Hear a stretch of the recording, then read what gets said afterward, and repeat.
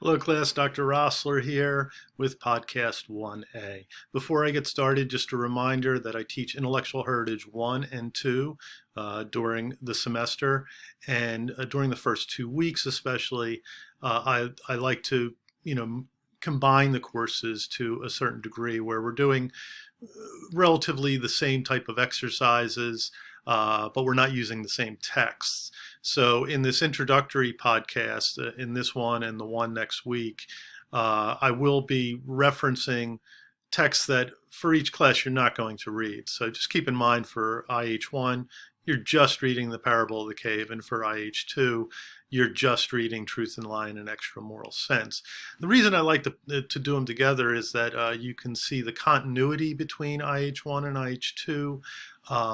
So, even though you're not going to read Truth and Lie in an Extra Moral Sense in IH1, when you read the parable of the cave, you can sort of look forward to it, and you can sort of see where, the class is going, by not having to read the text. And the same is true for IH2, where you can read Truth and Lie in an Extra Moral Sense, not the parable of the cave, but you can go back and you can reference the parable of the cave or remember it.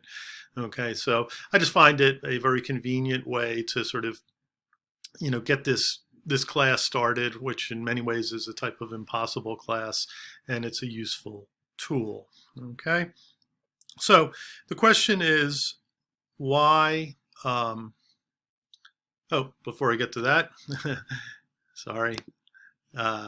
So here are our posters that we're using for the, to get into the class here. On the left side, Plato's Allegory of the Cave, pretty much the standard representation of it. It's really not too artistic or metaphorical or imaginative, I would say. So it pretty much gives you the idea in a very literal way. It's in black and white as it is most of the time, and then it's juxtaposed on the other side with Nietzsche's colorful book cover of "Thus Spoke Zarathustra." Now we're not reading "Thus Spoke Zarathustra." We're reading "Truth and Lie in an Extra Moral Sense," but Zarathustra contains all the ideas of truth and lie in an extra moral sense. And it also gives you some great images. Specifically, Zarathustra has an image of the cave. So it's Zarathustra's cave or Nietzsche's cave.